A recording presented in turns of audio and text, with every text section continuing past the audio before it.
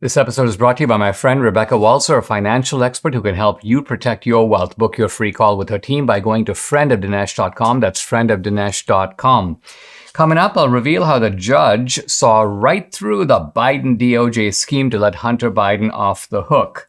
The New Republic tells us what it fears most about a second Trump term, and all I can say is I can't wait. Chase Bank shuts down a prominent doctor's account, and this reminds me of the time they did this to me. I'll show how New York is, quote, helping minority students by artificially raising their academic scores. Hey, if you're watching on Rumble or listening on Apple, Google, or Spotify, please subscribe to my channel. Also, if you're on Rumble, there's a little join button, a red button at the top. If you click on that, it'll take you to my locals channel, which you can check out. This is the Dinesh D'Souza Show.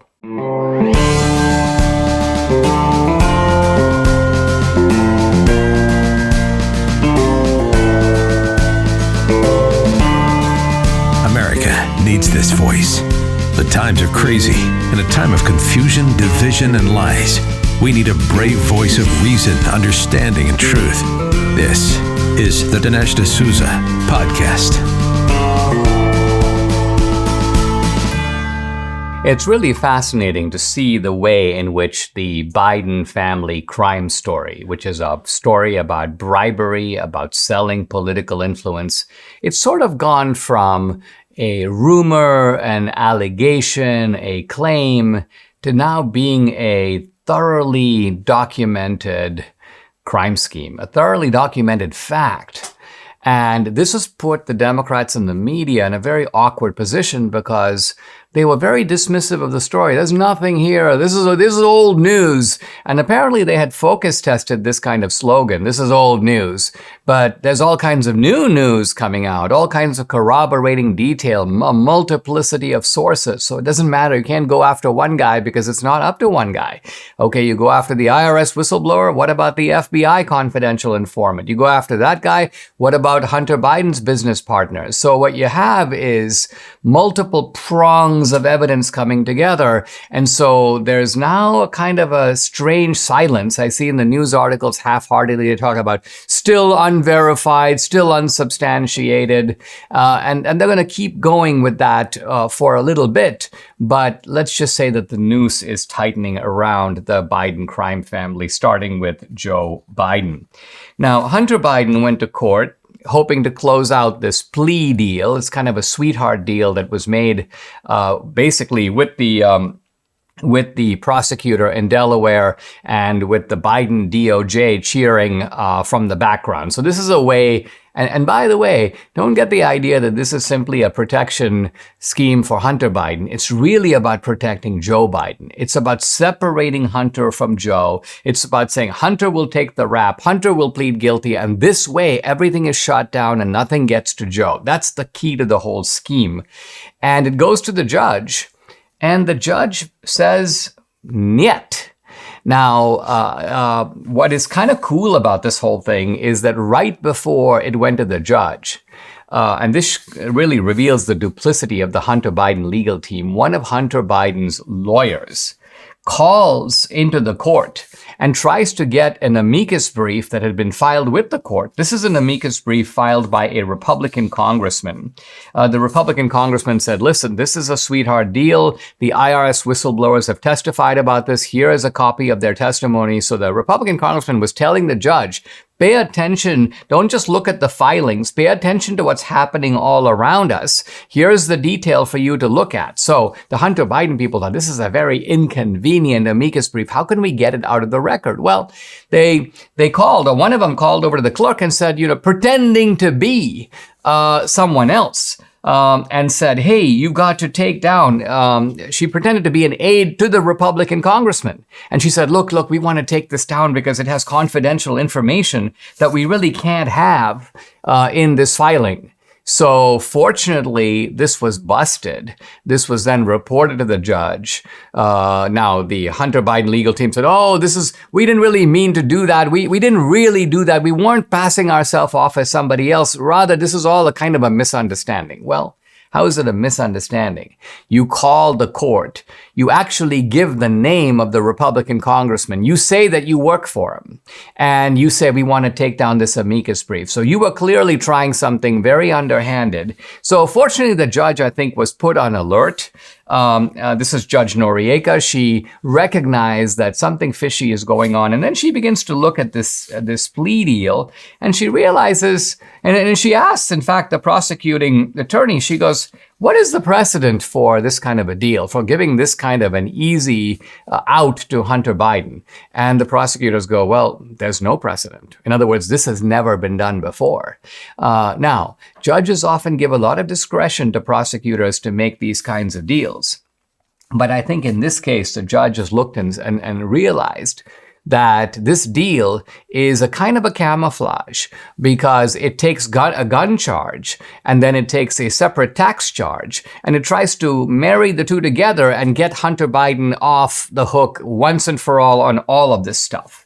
And then apparently there are ongoing investigations into Hunter Biden, even stuff that is not covered by this plea agreement. And so the judge goes, wait a minute, are you saying that Hunter Biden can never be prosecuted for anything else that's going on in terms of ongoing investigations? And the Justice Department, embarrassed by all the stuff that's going on and all the public disclosures regarding Hunter Biden, goes, no, we're not saying that. This only applies to these charges. And then the Hunter Biden lawyers jump up and go, what? We thought that Hunter Biden was completely protected from any future charges, and you're telling us now that it's only these charges and you can bring new charges against him? Well, then there's no deal. And so there's a kind of really beautiful breakdown of communication between the prosecutors and the Hunter Biden lawyers. And the judge throws up her hands and basically goes, listen, you guys go back to the drawing board. This is not going to work. I'm not going to accept this as is. And in fact, there are elements of this deal, including the hitching of the gun charge, that may even be unconstitutional and in fact would torpedo the whole deal if that were the case. So you need to go back to the drawing board, come back to me in a few weeks or perhaps in a couple of months and show me how this is actually going to work. So essentially the Hunter Biden plea deal for now is off.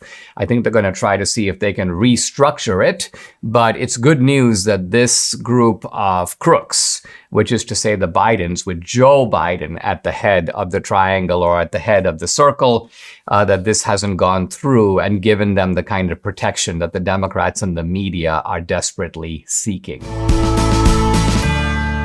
We heard about the Durban Accords. They're the greatest threat to the US dollar's global dominance in the past 80 years. On August 22nd, Brazil, Russia, India, China, South Africa are expected to announce the launch of a new international super currency fully backed by gold or other commodities. This is part of their long-term plan to supplant the US and the dollar as cornerstones of the global financial system. Well, how can you protect your IRA or 401k from the fallout from this landmark announcement? Well, you can diversify with gold from Birch Gold Group. Historically, gold has been a safe haven in times of high uncertainty, which is right now. Get a free information kit on gold IRAs and decide for yourself if a tax-sheltered retirement account backed by physical precious metals is right for you. Text the word Dinesh to 989898. There's a monumental shift happening among nations that control 1/3 of the world's GDP starting August 22nd. So protect your retirement savings. Text Dinesh to the number 989898. Claim your free information kit on gold from Birch Gold. We often talk, and I talk on the podcast, about the outrages that are being perpetrated by the left. But we got to remember that on the left, there is a kind of equivalent fear, or at least an equivalent articulated fear, that a second Trump term would be the end of the republic, the end of democracy, a complete nightmare scenario for the left. And we have to look at why they think this, because there seems to be, to me, a kind of deranged Trump derangement syndrome here. But let's look at the supposed rationale. There's an article in New Republic I'm going to take as my sample document, Horrors a New Trump Term Would Bring. And in the headline, it's so preposterous. Goodbye NATO, don't ask, don't tell, repeal, goodbye democracy. Why aren't people listening? So this writer is clearly in an agitated frame of mind. And he begins with a premise that I find very strange. People forget just how awful the Trump presidency was. And I go, wait, start right there. Didn't we have economic stability? Weren't we strong on the international front? But that's not what he's talking about at all. He doesn't care about any of that. He talks about corruption, again, unspecified corruption, pandering to religious extremists, not even clear what he means by that, weaponization of government for personal vendettas. Trump is supposed to have done that. Trump. Think how crazy this is. The justice system and the police agencies of government were against Trump even during Trump's term. So what's he even talking about? Degradation of our democracy. Utterly incoherent statement. What does that actually mean? How is our democracy degraded by having a guy elected who's carrying out the duties of his office? And the constant assault on the rights of women, persons of color, and LGBTQ people. Trump was actually pretty pro-LGBTQ. There were no assaults on women or people of color. There were isolated arguments about this phrase or that phrase, or you shouldn't call it the Chinese virus, but this hardly constitutes an assault on people of color. But the writer goes on to say, start with the premise that things were really bad under Trump, and now he says they're going to be even worse because Trump didn't sort of know entirely what he was doing. He was unfamiliar with government. Quote, this time they're coming in with a plan. And then think of what kind of damage Trump is going to do. Let's look at what these items of damage are, because when you read them, you actually realize that these things are all by and large fantastic. Number one, reinstitute Schedule F for federal employees, which allows the administration to fire any federal employee who has policy-making authority. In other words, lots of career bureaucrats who are left-wingers and push policy changes, but they can't be fired because they act like they're just career bureaucrats, just all they are is administrators. They're not making policy, but in fact they are. So this is a wonderful idea to get rid of all these sneaky swamp rats who are promoting a left-wing ideological agenda while pretending not to.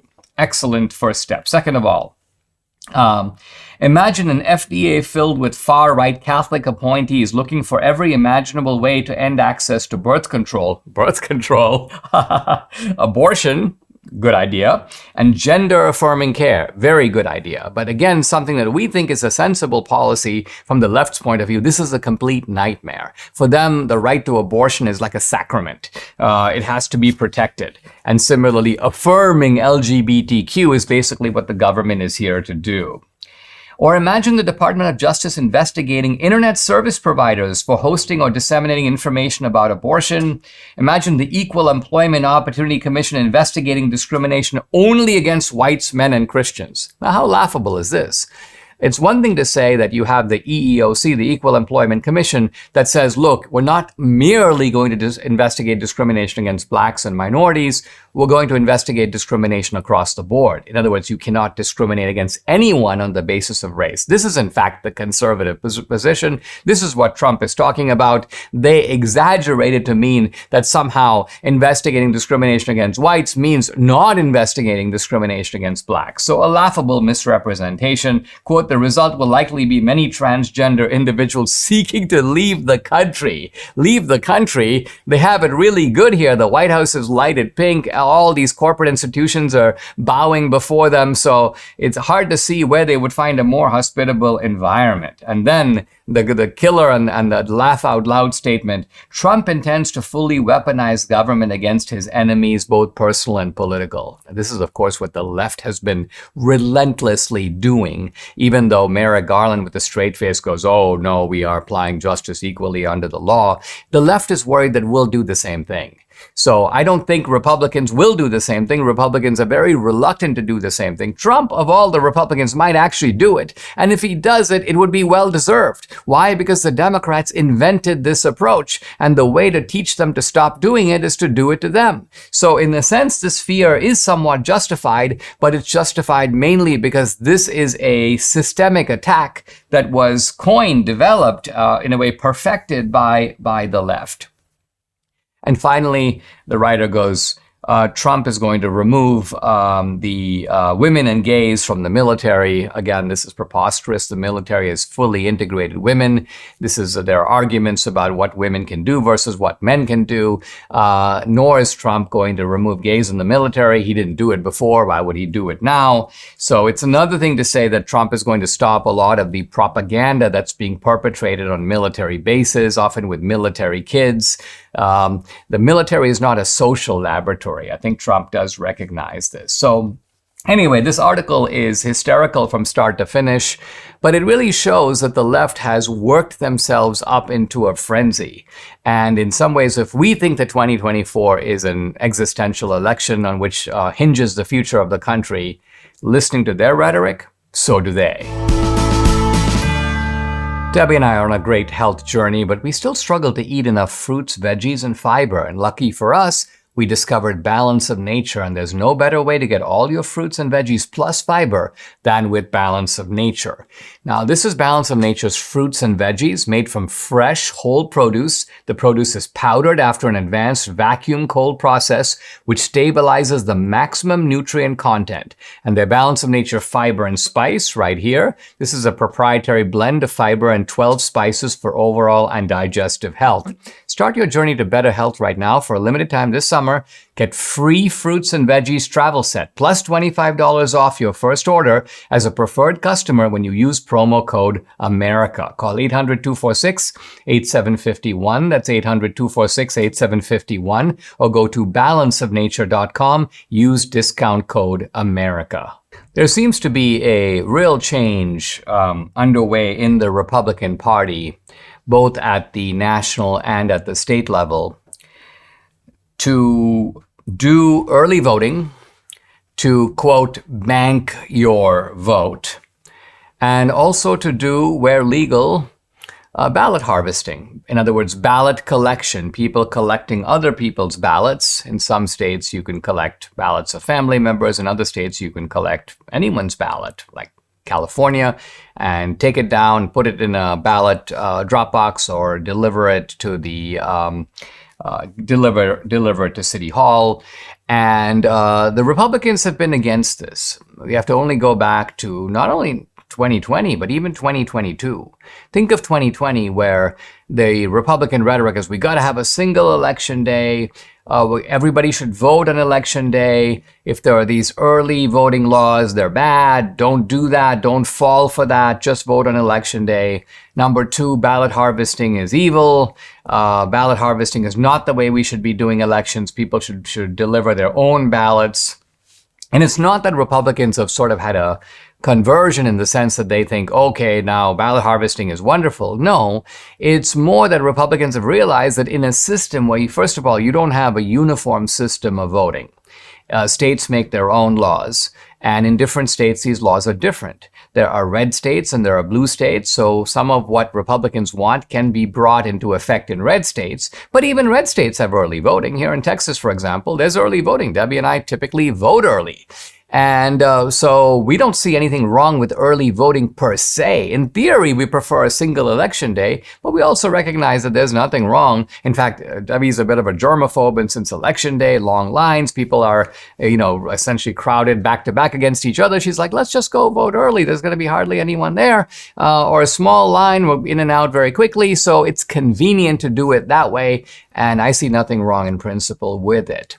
Now, ballot harvesting, I would rather not have it, but when you have it, the point is Republicans are realizing we need to do it too. We cannot let the Democrats vote early, bank millions of votes, and then they collect ballots and we don't. This is like going into, a football game and saying, listen, we're only going to score points in the fourth quarter. We're going to let the Democrats score points the whole game and rack them up and put them on the board. We'll stay at zero, but then we'll make an all-out effort in the fourth quarter. Well, this is not a good way to win games. And so the RNC has created a Bank Your Vote program, and the RNC is apparently ratcheting up tremendously its secure the election efforts for 2024. And now Trump has gotten behind it. There's an article in Breitbart. Trump says, quote, "We may not like the current system, but we need to master the rules and beat the Democrats at their own game, and then we can make our own rules." So Trump is not writing off the idea that the election laws can be changed. He's saying, listen, we don't have the power to change them. We actually need to win the election so we have overwhelming majorities. Then you can change the laws. Then you can change the way that things are done. So he says, We want to get our ballots turned in early so Democrats can't rig the polls against us on election day. We cannot let that happen. They rigged the election in 2020. We cannot let that happen in 2024. So here I think Trump is articulating what the vast majority of the GOP base thinks, including me, and that is we have to tighten the process, but at the same time we have to play by their rules in places like California and Oregon, and even in places like Georgia, you can deliver ballots for your family members. So, we all have members of our family who are either lazy or not very political. It's like, hey, listen, you know what? Make sure they vote, collect their ballots, take them down, drop them off. That's legal in Georgia. Why not do it? The best thing would be same-day voting, paper ballots, voter ID, etc., says Trump. And Trump is getting behind the RNC's campaign. He says they're fighting bad Democrat laws, putting folks on the ground to serve as poll workers and poll watchers, and engaging attorneys to monitor every step of the process. Now, I cannot verify based on personal knowledge that all of this is being done to the extent it needs to be done. But it does seem like Trump, when you'd expect that there would be some coordination here between the GOP political campaigns and the RNC. What are you doing to secure election integrity? And Trump, for one, seems to believe that the RNC is doing. Well, my feeling is that probably the RNC is not doing enough, but it is doing more than it did last time. So it's, which may not be great. They're starting with a terrible record of doing close to nothing or very little. And if they're doing more, I guess we can be grateful for a ratcheting up of efforts. But my guess is that, we still have some months to get this right, there's still a long way for the RNC to go. Debbie and I made a New Year's resolution to lose weight, and thankfully PhD Weight Loss came to the rescue. Debbie's already lost 24 pounds. I've lost 27. We are now both on maintenance. The program is based on science and nutrition. No injections, no pills, no long hours in the gym, no severe calorie restriction, just good, sound, scientifically proven nutrition. It's so simple. They make it easy by providing 80% of your food at no additional cost. They tell you when and what to eat, and guess what? You can do this without ever being hungry. The founder, Dr. Ashley Lucas, has her PhD in chronic disease and sports nutrition. She's also a registered dietitian. She helps people to lose weight and, most important, maintain that weight loss for life. So are you ready? You want to take the step of losing weight like Debbie and I have? Well, call PhD Weight Loss and Nutrition right now. Here's the number, 864-644-1900. You can also find them online at myphdweightloss.com. The number again to call, 864-644-1900. I want to talk about Chase Bank. This is JP Morgan Chase, and its continuing efforts to debank or remove accounts of people whose opinions that don't fit in with the prevailing narrative. And this happened to me several years ago. And when I look back, not just my campaign finance case, but some of these episodes that I thought were peculiar at the time, I didn't attach too much importance to them, in some ways because I thought, well, it doesn't make a whole lot of difference. And it didn't make a whole lot of difference for me. But when I see that these efforts are now being continued, they're being amplified, they're getting worse, they're becoming more systemic, and then we see kind of dark clouds on the horizon, and I'll explain what I mean. So first, a little bit about my experience. I walk into Chase. I've been banking at Chase, and the manager, whom I knew, says to me, Dinesh, it's very strange, but come over here. I want to show you something. And it turns out they closed my account. And he goes, I've been trying to call and find out because I know you, you're a good customer. And he goes, there's no explanation. It just comes from the central office, close this account, and dead silence. And I've been trying to get reasons and they won't give any reasons. And I was like, wow, this is really weird. Well, maybe it has something to do with my campaign finance case. Maybe the FBI obtained my bank records. It freaked out the people at Chase. And he goes, no, we have ways of dealing with all this kind of stuff. They often make, requests for records. We provide records where we legally have to. It's not a reason to close somebody's account, particularly if they then, continue to be a good customer and they are abiding, they essentially are, in my case, restored all my rights, even the pardon. And yet, no, I can't bank at Chase, not ever. And now, fast forward to the present, and here's this guy, Joseph Mercola, who's created this Mercola Market. Now, this is a natural health food guy, but he's a credentialed doctor, and he's been a critic of the COVID vaccines. He's a critic of the efficacy of the vaccine. And guess what? He discovers that Chase not only shuts down his business bank account, but they shut down the account of the CEO and the CFO and his family members, including his spouse and his child. And he goes, I tried to find out the reason, and there was no reason. So he says, listen, and this was the case with me. I was like, well, this is absolutely crazy, but I'll just go across the street. And of course, I had other bank accounts, and now I've got bank accounts with multiple banks, no problem at all. And so in my case, there wasn't a heavy cost because I'm like, I just won't do business with Chase. But apparently in the case of Mercola Market, the CFO, a woman named Amalia Legaspi, has a husband in the Philippines. He suffers from dementia. She's trying to send funds to the guy. She can't do it because her account has been closed. And similarly, she's having problems with dealing with college payments for her son for the same reason. So my point is, this is a punitive step being taken by Chase. And again, for what reason? What job is it of Chase's to go after this guy because of his view on COVID vaccines? Is this a case, again, where the government is putting them up to it? Or is it the case where you just have a woke bank deciding, listen, let's just kick the people off whose opinions we don't like? Now, they're not doing it to every random individual, but they're doing it to high-profile people that they want to make an example of. That's, I think, that was going on here. And when Mercola tried to find out what's the reason, they said, for legal reasons, we really cannot tell you. Now, all of this is really significant because, first of all, it's not just Chase. It's been going on with other places, and it's going on in other parts of the world. There's been a scandal in Britain and also one in Canada. In Britain, Nigel Farage had his bank account closed by NatWest, and it turned out that there was a collaboration between the CEO of NatWest and government officials to get this guy essentially debanked. In Canada, you had the Freedom Convoy guys. These are truckers who are protesting against COVID policies. Many of them found that their bank accounts had been frozen or had been closed. So this is retaliation through the banking system for having unpopular opinions. And all of this, I think, is very relevant because think about where the Biden administration wants to go with this. They want to go toward a move in the direction of these central bank digital currencies. That's the CBDC. Now, the CBDC is something that is kind of being investigated by the Federal Reserve. They're sort of looking into it. But imagine if you had a national central bank digital currency. Well, then essentially you would be able to do to everyone what Chase is doing to isolated customers. So you can see a tremendous ramping up of the system of using the banking system. By the way, China has perfected this.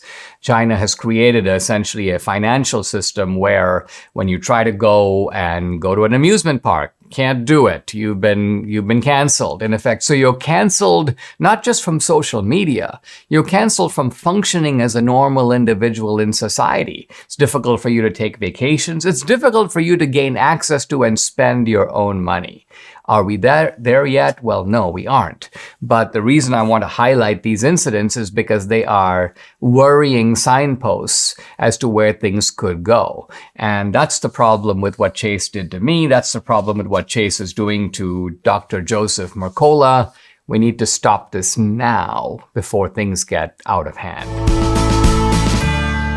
Debbie and I started taking Relief Factor a couple of years ago. The difference we've seen in our joints the past 2 years, nothing short of amazing. Aches and pains are totally gone thanks to this 100% drug-free solution called Relief Factor. How does it work? Relief Factor supports your body's fight against inflammation. That's the source of aches and pains. The vast majority of people who try Relief Factor become regular customers. They order more because it works for them. Debbie's a true believer. She can now do the exercises, planks, and so on that for several years she wasn't able to do. So Relief Factor has been a big game changer for her, her aunt, other members of our family, Mike here in the studio, and for many other people. You too can benefit. Try it for yourself. Order the 3-week quick start for the discounted price of just $19.95. Go to relieffactor.com or call 800-4-RELIEF to find out more about this offer. The number again to call, 800-4-RELIEF, or go to relieffactor.com. Feel the difference. I want to continue a topic that I touched on day or two ago, and this is Elon Musk's idea for an expanded Twitter that's, well, no longer Twitter, but now a new brand, a new platform called X, which is an everything app. What's an everything app? Well, it's an app where you can buy stuff.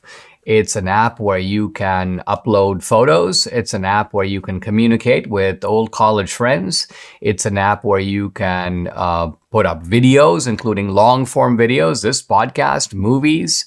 And so you're now talking about a very versatile app, which becomes a one-stop place for people not just to engage and debate and communicate, which is kind of what Twitter has been traditionally, a place to opine and a place to argue and a place to do threads of information. But think of Twitter as a place now where you can pay your mortgage. Think of Twitter as a place where you can pay your bills or rearrange your investments. You can do stock trades. You can buy a pair of pants, or you can even buy a new car. So this would be a completely different Twitter, a completely different vision for X. And this apparently is what Elon Musk has in mind. And I thought, wow, this is very ambitious and, in a sense, very original. Musk is talking about almost combining Amazon and YouTube and perhaps even Google and Meta or Facebook and Twitter, and having a kind of all-in-one type of app. But there's a very interesting article in Barron's which tells me something I didn't know, which is that this already is the case with an app in China that is called WeChat. And this app, WeChat, dominates the Chinese internet. It has over 1 billion users. Think about it. 1 billion Chinese are on this single app. But they don't just use the app for social media. They use the app for chat, for argument, for payments, for games, and a host of other types of functions. Now, this is not to say that China doesn't have its own sort of Twitter. They have Twitter. It's called Sina Weibo. But Chinese Twitter or Chinese Sina Weibo is limited to what Twitter is now. Whereas it looks like what Elon Musk has in mind for X is what the Chinese have created with WeChat. Now, this WeChat app was started in 2011 by a group called Tencent. Tencent had a pre-existing chat program, which was kind of a desktop chat. It was called QQ. But what Tencent figured out, which is what a lot of other Chinese apps trying to do the same thing did not figure out, is how do you install a complete and comprehensive payment system into QQ or into the newly created WeChat? How do we do that? And they figured out how to do it. And what happened is that there were a ton of Chinese, millions of Chinese at that point, who were just starting to earn money, who didn't have they might have had a bank account, but some of them didn't have bank accounts. Others had bank accounts, but they didn't have sophisticated ways in which they could, for example, invest in stocks or trade. And so what happened is that WeChat came along at exactly the right time. And so what happened is that as more and more Chinese began to use mobile phones, basically the mobile phone became their wallet. Because instead of having credit cards, which is what we have, which is an old system here that we've had for decades, the Chinese went straight from having no cards and just having maybe a bank account or no bank at all to WeChat. And then they were like, wow, we'll do it all here. So the phone became, at the early stage, a kind of one-stop place to order stuff, to buy stuff, and all on this single app. So the question for Elon Musk is that here in America, we do have a well-established banking system. You don't have a lot of people in America now who are unbanked or don't have banking. Credit cards are very widespread. As you know, you have kids who, they show up for college, they're not earning any money, but hey, would you like to have a credit card? Here are some preferential terms. So the credit card systems work really hard in a very young age to get people habituated to using credit cards. And so the question is, in this environment, and also, by the way, in an environment where there's now a lot of regulation, when WeChat was started in China, this whole sphere was kind of you could almost call it the Chinese Wild West. Companies were just doing all kinds of stuff, and there weren't a lot of government authorities, as there are now in China, but also in the United States, looking over what's going on and looking with some skepticism at an effort to combine the functions of platforms. In other words, the idea is that this is this is a way that you are trying to create a monopoly, because you're saying to the customer that, hey, if you want to buy this product, you have to use this particular banking system. So the bottom line of it is, this is going to be tricky to do. It's not going to be as easy as perhaps I thought, and maybe even Elon Musk thought. But Elon Musk has very good lawyers, and he has very good people working for him. So I'm sure he recognizes that he is trying to do now what WeChat did in China more than a decade ago, but he's trying to do it in a new environment. It's the 20th anniversary of MyPillow, and they have sold over 80 million MyPillows. Mike Lindell at MyPillow wants to thank each and every one of you by giving you the lowest price in history on his MyPillows. You get a queen-size MyPillow for $19.98, regular price $69.98, just $10 more for a king size. You get deep discounts on all the MyPillow products. It's a massive sale. MyPillow bed sheets, mattress toppers, pet beds, robes, mattresses, my slippers, and so much more. This is a time to really surf the website, try out some of the other amazing products you've had your eye on. Go to MyPillow.com, use promo code Dinesh to get this amazing offer on the queen size MyPillow for $19.98, or you can call 800-876-0227. The offer comes with a 10-year warranty, a 60-day money-back guarantee, so you have nothing to lose. It's time to start getting the quality sleep you deserve. Call 800-876-0227 or go to MyPillow.com to get the discounts. Don't forget to use the promo code DINESH Dinesh. The public schools in Cambridge, Massachusetts are trying to help out minority students. They claim that minority students, particularly low-income minority students, are not doing as well as middle-class students. They're not doing as well as white students, as Asian students.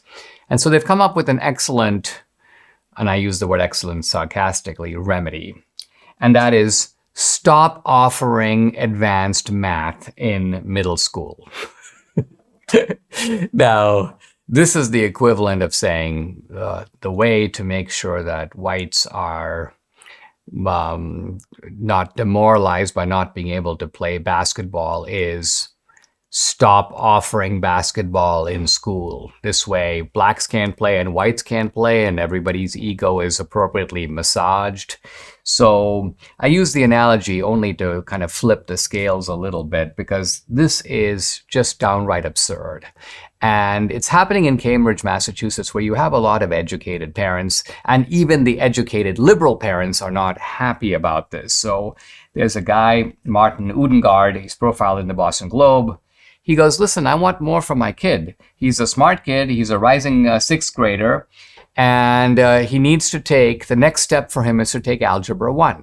But he can't take Algebra 1 because the Cambridge public schools have decided, let's not offer Algebra 1, because if we don't offer Algebra 1, the white and Asian students won't do better than the lower middle class black students. So I don't even want to parse the illogic of all that, but this guy's like, listen, I'm going to have to homeschool my kid, or I'm going to have to send him to private school, which is not easy for me to afford, but I'm going to do it because he can't take Algebra 1 in middle school. Now, the point of all this is, the reason it's important in middle school is because if you don't take decent math in middle school, you can't take advanced math in high school. And that means that you can't do well on the math advanced placement tests, which means that you are disadvantaged in applying to colleges. So ultimately, this is a merit system, and you don't get rid of the merit system completely. You're just sort of putting your head in the sand in middle school, but it has long-term reverberations because, again, if kids are held back at the middle, they're not going to be able to grow in high school to where they need to be. So The district's aim was to reduce disparities between low-income children of color and their more affluent peers. But think about it. It has the exact opposite effect. Why? Because, well, let me give my own example. I show up to the United States and I am starting out at the bottom. Am I low income? I'm actually lower than low income. I'm at the bottom of the barrel in terms of income. I'm also a minority.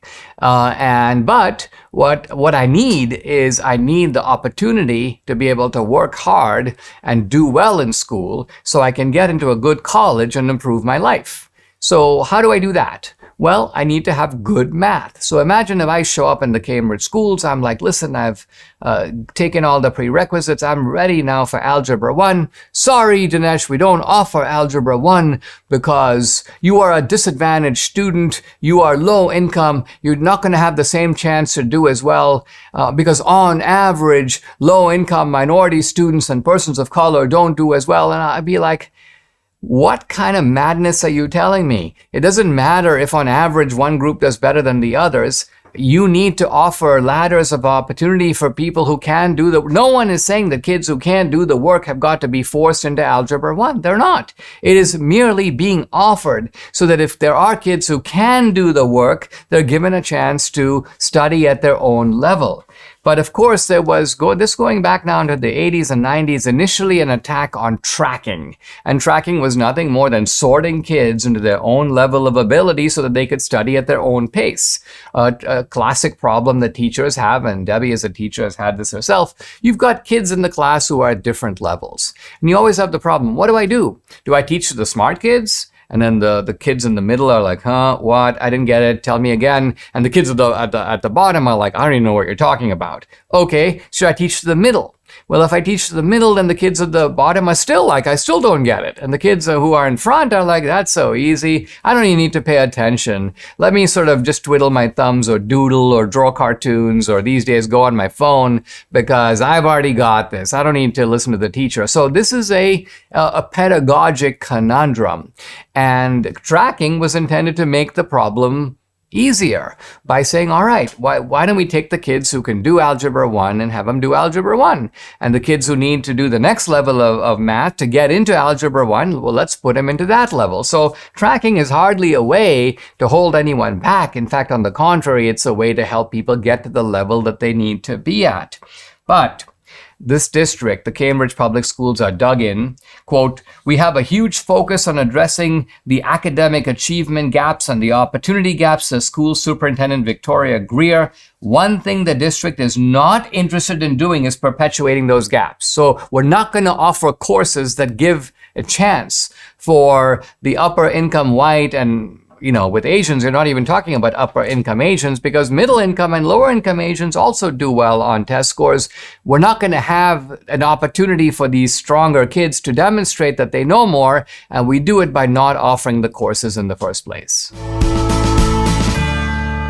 I want to talk about how the data that supports climate change is produced. Now, this is not something we often pay attention to. But in an era where there is now increasing distrust of institutions, we want to know the methodology. Think of the analogy, for example, to health. Most of us, me included, for a long time, we go to the doctor. Doctor goes, you need a test. And we don't think of saying, well, why do I need this test? What does this test really do?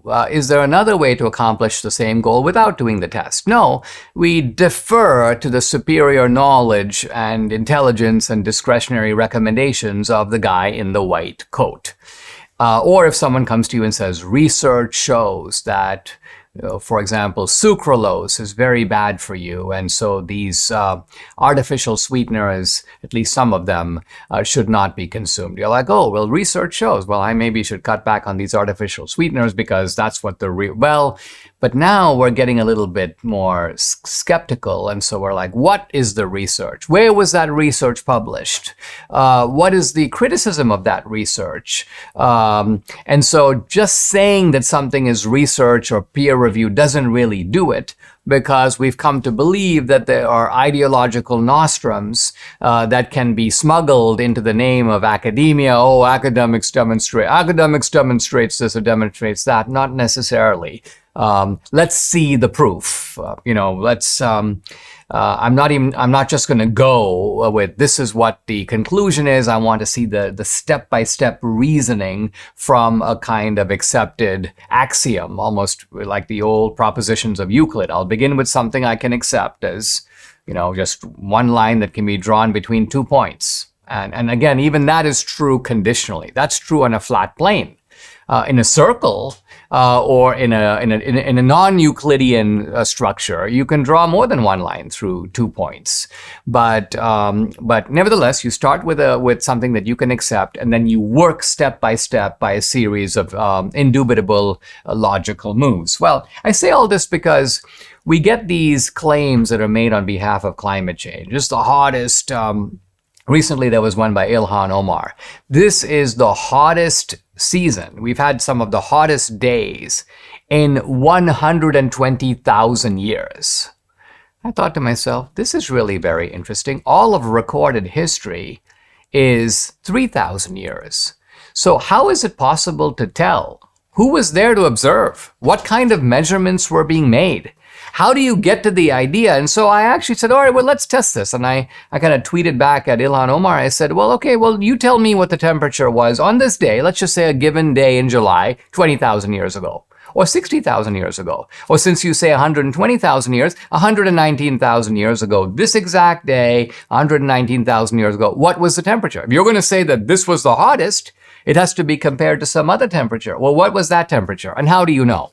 Turns out, dead silence, no reply. She has no idea. She was basically just referring again to a study, but when you look at the study is not a real study. In fact, the study has to fess up and say, in effect, this is not based on any kind of observational evidence. This is based upon, in effect, a model. A model. So what's a model? A model is really a kind of algorithm, and you put certain inputs into the model. You put certain assumptions into the model. And the point is, when you put certain assumptions into the model, then you get a result that you could have forecast. In fact, the reason you put these assumptions is to get that result. And so, for example, let's take it in a very simplified way. And this is basically how they do this. When they're talking about rising temperatures these days, they're not talking about the fact that they have been going around measuring these temperatures. Because in fact, when you go based on measured temperatures, the temperatures aren't rising. In fact, we have seen hot decades, hot years since the turn of the last century. We've seen colder decades and colder years. And so there is no uniform trend. And so this is a serious problem for the climate change people because, after all, human beings have been using more and more carbon, more and more fossil fuels. And so if there was a one-to-one relationship, this is man-made climate change, you would expect to see a kind of straight up line of a warming trend, warmer. But the reason it's not like that is it's quite possible, in fact, it's overwhelmingly likely that many other factors are also involved, so that the human factor becomes one among many, and that muddies the whole thesis. And this is why the beauty of a computer model is you are throwing out the real world. You're not making any real world measurements. You're not providing any real empirical data. It's GIGO. GIGO is basically an acronym for garbage in, garbage out. And so if you say, for example, let's start with the assumption that more CO2 produces more warming. Human beings have been producing more CO2. Therefore, there has to be more warming. Well, that's a good example of isolating your assumptions and narrowing down what you're looking at. And then has the sun been the same as it was 20,000 years ago? Was the sun exactly the same? Was it emitting the same amount of heat, let's say, for example, as it did 119,000 years ago? Once you remove all these other factors that can have a huge impact on climate change, what you do is you have a neat model that tells you exactly what you wanted to, quote, know. But that's only because of the assumptions that you put into the system in the first place. Subscribe to the Dinesh D'Souza podcast on Apple, Google, and Spotify, or watch on Rumble, YouTube, and SalemNow.com.